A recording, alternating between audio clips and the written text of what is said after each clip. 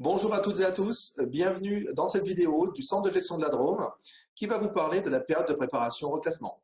Je suis Frédéric Papalardo, responsable du pôle santé et sécurité au travail, et durant cette vidéo, je vais vous présenter les objectifs de la PPR, les critères pour en bénéficier, ainsi que la procédure et les points de vigilance à avoir tout au long de cette démarche.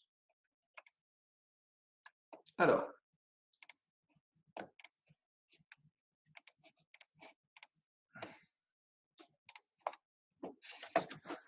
comme cela est indiqué, la période de préparation au reclassement, dit aussi PPR, est effectivement une phase de changement. Changement pour l'agent, mais également pour la collectivité et le collectif de travail. Quels sont les objectifs poursuivis par cette PPR? C'est un droit nouveau. Ce droit nouveau permet de mettre en place une phase de transition professionnelle dédiée aux fonctionnaires afin de leur permettre de développer des compétences qu'ils vont pouvoir mettre en œuvre dans un nouvel emploi.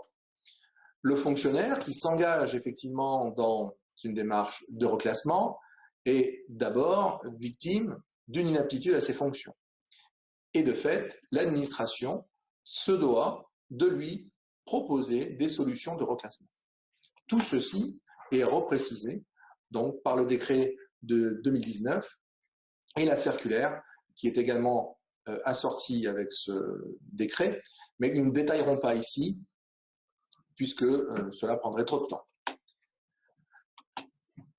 La PPR et ce droit nouveau, en gros, il y a 3 éléments clés qui vont faire que nous serons soit dans une réussite, soit dans un échec. Le premier point, c'est le projet de l'agent. Et très souvent, en démarrage de PPR, ce projet est inexistant. Il y a donc un enjeu à pouvoir le travailler avant le démarrage de la PPR pour ne pas perdre de temps. Le deuxième enjeu, c'est évidemment les besoins de la collectivité. Car pour que le projet de l'agent aboutisse, idéalement, celui-ci doit correspondre aux besoins des collectivités, aux besoins de l'employeur, afin que celui-ci débouche sur une démarche gagnant-gagnant. Et la difficulté, malheureusement, qui vient de se greffer sur ce dispositif, c'est le temps. La PPR est temporaire, elle dure 1 an, de date à date, et cela met pas mal de contraintes, à la fois sur l'administration qui se doit d'être réactive, mais également du fonctionnaire qui doit pouvoir identifier des formations qui vont rentrer dans ce cadre contraint. Les critères pour bénéficier d'une PPR. Alors, les fonctionnaires, CNRAC, l'IRCANTEC, bénéficient tous de ce droit à la PPR. En revanche, contractuels et stagiaires n'en bénéficient pas. Le point de démarrage de la PPR, c'est, et ce sera toujours, l'avis du comité médical dans lequel il sera indiqué que l'agent est inapte définitivement à toutes les fonctions de son grade. On n'est pas sur une inaptitude au poste, on n'est pas une inaptitude à ses fonctions, mais on est bien une inaptitude à toutes les fonctions du grade. C'est ce qui permet d'enclencher la PPR. L'agent doit être soit en position d'activité, en congé pour raison de santé, ou bien aussi en disponibilité d'office pour raison de santé. Dans l'ensemble de ces cas de figure, l'agent a droit à la PPR. En revanche, les agents en détachement, eux, en sont exclus. Pour les accidents et maladies professionnelles, c'est bien évidemment la commission de réforme qui est compétente en première approche. Et elle peut déclarer inapte à toutes les fonctions du grade un agent. Néanmoins, comme je vous l'indiquais, c'est toujours le comité médical qui donne le la en matière de démarrage de la PPR.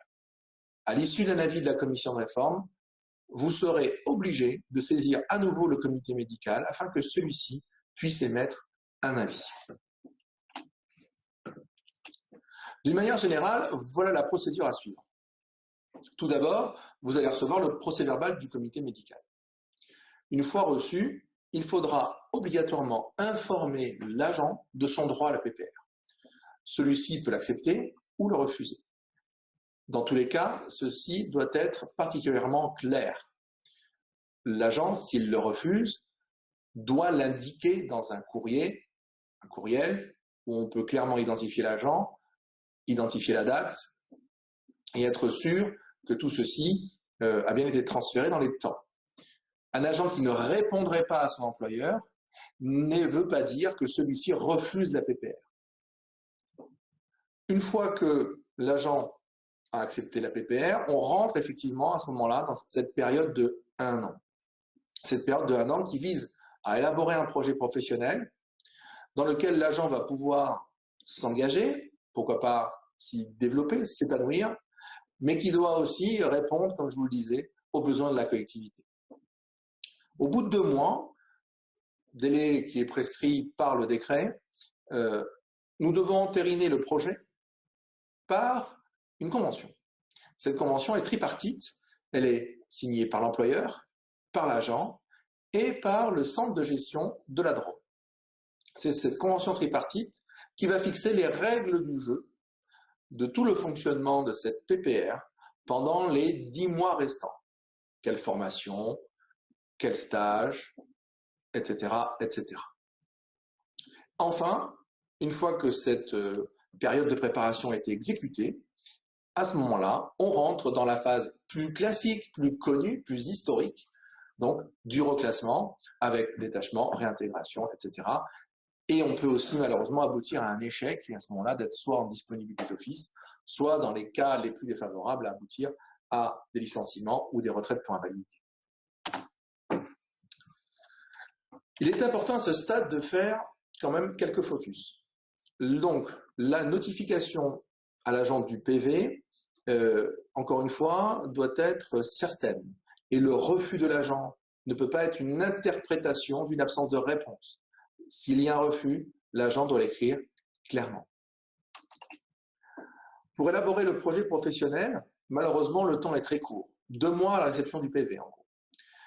Heureusement, il est possible d'anticiper, c'est-à-dire une collectivité qui, en ayant gardé le contact avec son agent, se rend bien compte que l'agent va sans doute être inapte à toutes les fonctions du grade, a la possibilité de proposer à l'agent de suivre tout de suite, alors qu'il est encore en congé, dans la mesure où bien évidemment son état de santé lui permet de se déplacer, d'aller suivre par exemple un bilan de compétences ou préalablement de faire une prévisite chez le médecin du travail afin que celui-ci puisse déterminer quel poste l'agent va pouvoir prendre à son retour. La convention, elle, est donc tripartite comme je vous l'ai indiqué, et elle doit être signée par le CDG, y compris pour les collectivités non affiliées. Le CDG est un partenaire obligatoire de toutes les démarches PPR. L'employeur a l'obligation de mettre tous les moyens à sa disposition pour permettre à l'agent de se reclasser prioritairement dans son administration d'origine. Néanmoins, le reclassement peut aussi avoir comme objectif de permettre à l'agent de se reclasser dans une autre collectivité ou bien de monter, de bâtir un projet de développement d'entreprise dans le privé. L'employeur accompagne son agent tout au long du programme. Il fait d'ailleurs des points et des évaluations régulières tout au long de l'année de PPR afin de maintenir ce contact avec cet agent et maintenir la dynamique qui est nécessaire dans ce type de projet, encore une fois dans un temps très contraint.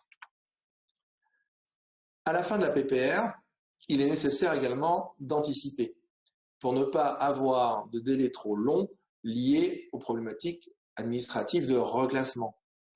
La réglementation, le décret, a prévu que après les 1 an de PPR, il est possible d'utiliser pour un agent qui a demandé son reclassement 3 mois supplémentaires afin de finaliser les démarches administratives. Attention également, les agents, lorsqu'ils sont en PPR, reviennent en position d'activité. Et à ce titre, ils bénéficient de tous les congés et droits statutaires liés à cette position.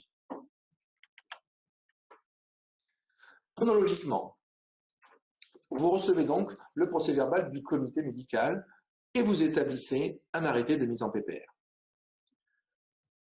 Une fois que la convention tripartite est finalisée, l'agent aura 15 jours pour la signer.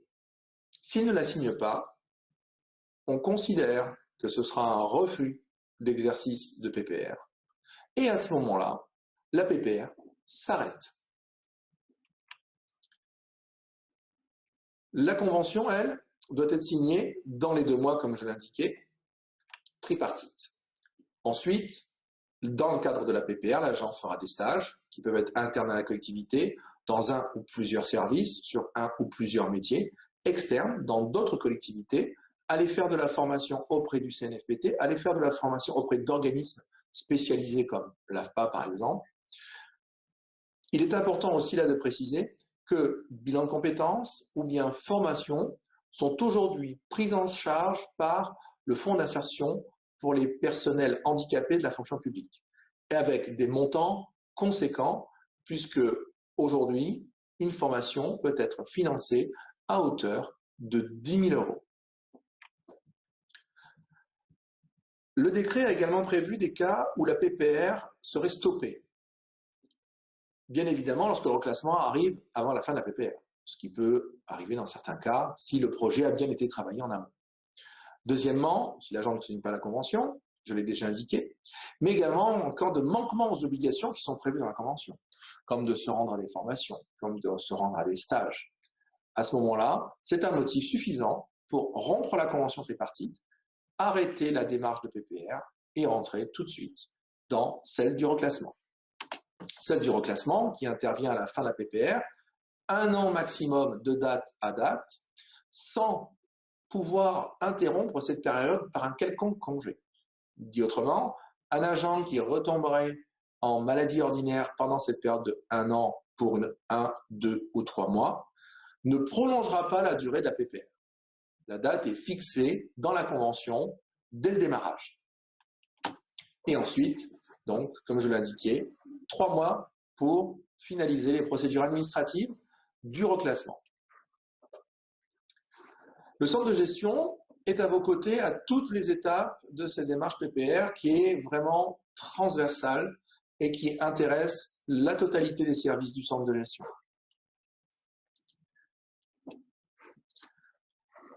Au CDG 26, la PPR sera suivie par la psychologue du travail du pôle santé-sécurité. C'est elle qui prendra contact avec les employeurs, contact avec les agents, suivra un protocole déterminé afin que l'ensemble des droits et obligations de chacun soient bien évidemment connus et respectés, et également accompagner sur des questions plus individuelles l'agent ou la collectivité. Pour mener à bien cette PPR, des entretiens sont prévus avec l'employeur ou ses représentants, bien évidemment avec l'agent. Des modèles d'arrêté sont à votre disposition. La convention tripartite est rédigée par le centre de gestion et mise à votre disposition pour notification à l'agent. Et cette convention est bien évidemment adaptée à chaque cas particulier. Et le CDG est dans son rôle de tiers de confiance et également d'écoute, puisqu'il peut arriver que dans des cas de PPR, il y ait de la tension, des difficultés de communication entre l'agent et son administration, et le centre de gestion peut jouer un petit peu ce rôle de médiation entre les 2 parties afin que cette PPR puisse aboutir. Enfin, le CDG amène également une aide à la recherche d'emploi via la bourse de l'emploi et le pôle emploi compétences, avec la possibilité aussi d'accompagner la rédaction de CV, travailler des entretiens, etc., etc. Les médecins du travail sont également là pour valider la compatibilité du projet de l'agent, de la collectivité avec l'état de santé. Bien évidemment, il ne s'agirait pas de valider un projet qui mettrait en péril la santé de l'agent. Les médecins du travail sont les garants de la protection de la santé de cet agent. Il est également possible de réaliser par nos collègues inspecteurs en santé et sécurité au travail ou par nos infirmières en santé au travail des études de poste, car parfois il est nécessaire d'aménager les conditions de travail pour faciliter l'intégration dans le nouveau grade de l'agent. Il y a également le référent FIPH qui va vous faciliter les accès au financement du FIPH-FP, encore une fois avec des montants qui sont réellement très significatifs. Également un accompagnement sur le choix des dispositifs de formation, et notamment les formations que le CNFPT dédie spécifiquement aux agents placés en PPR, avec des ateliers de reconversion.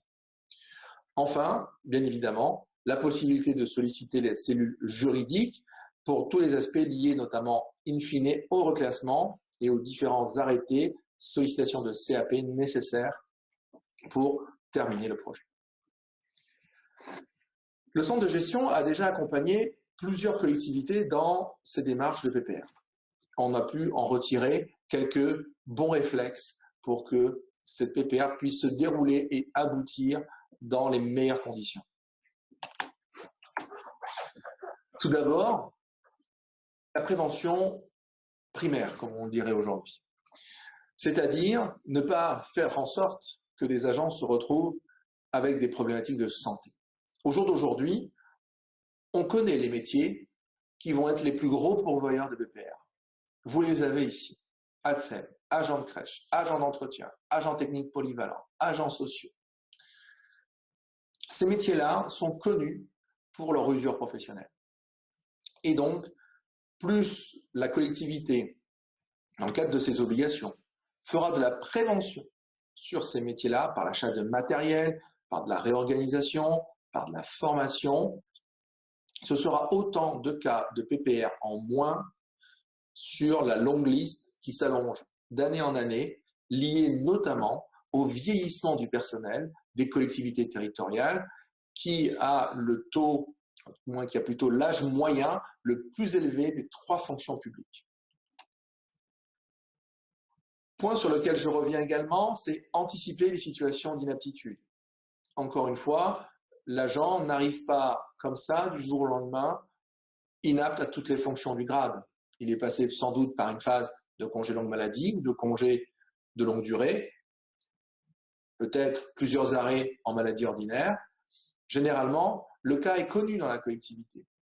Plus vous pourrez anticiper ces difficultés, solliciter en amont les services du centre de gestion, plus la période de préparation au reclassement pourra être efficace, car on aura notamment anticipé bilan de compétences, visite médicale, préparation, aménagement de postes futurs, ciblage des postes qui vont devenir vacants au sein de l'administration.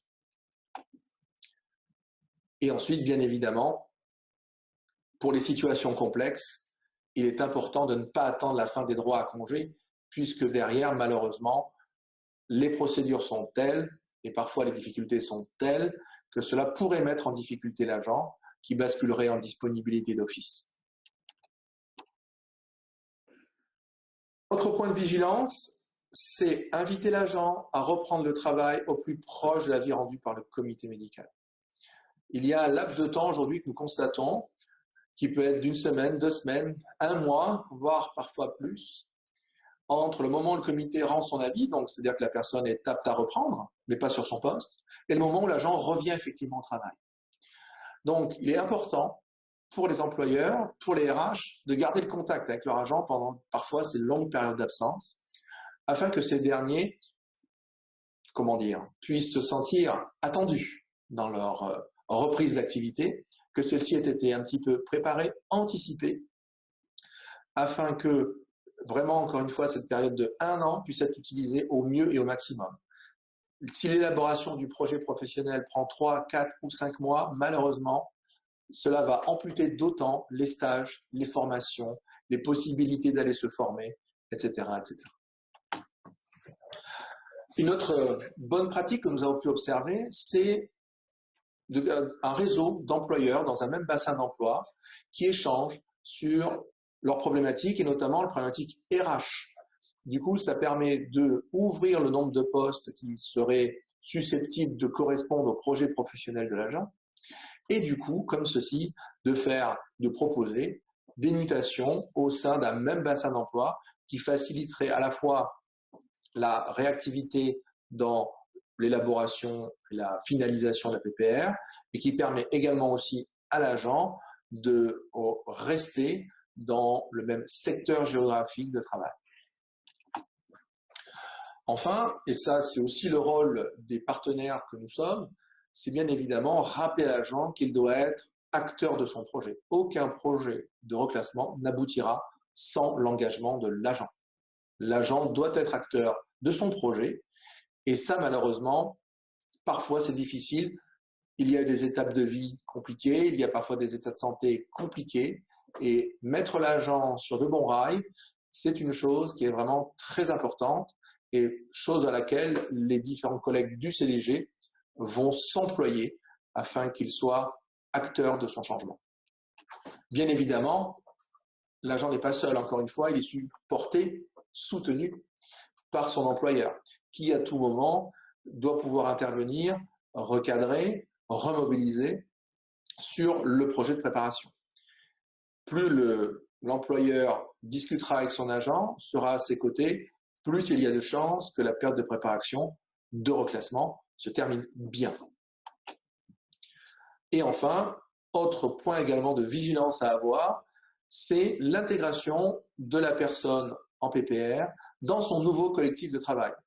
Il est parfois un petit peu délicat d'accueillir quelqu'un dont on sait qu'il a eu des périodes d'absence. Et donc, il peut y avoir des représentations sur ces personnes-là. Et donc, important de traiter cela avant l'arrivée de l'agent ou pendant même les stages d'immersion dans ce nouveau collectif de travail, afin que toutes les interprétations, jugements de valeur puissent être mises de côté pour laisser une réelle chance à l'agent de développer ses compétences et apprendre son nouveau métier. Je vous remercie pour votre attention. Cette vidéo est maintenant terminée. Je vous invite à transmettre donc vos questions à l'adresse mail qui vous sera communiquée. Et pour celles et ceux d'entre vous qui ont encore des questions à poser sur la PPR, je vous invite à prendre rendez-vous aux dates qui seront également proposées dans les mails qui vont vous parvenir d'informations, de vous inscrire, de nous envoyer vos questions. Et à ce moment-là, on pourra y répondre ensemble au cours de cette visio qui concernera donc la période de préparation au reclassement. Je vous remercie et je vous souhaite une bonne journée.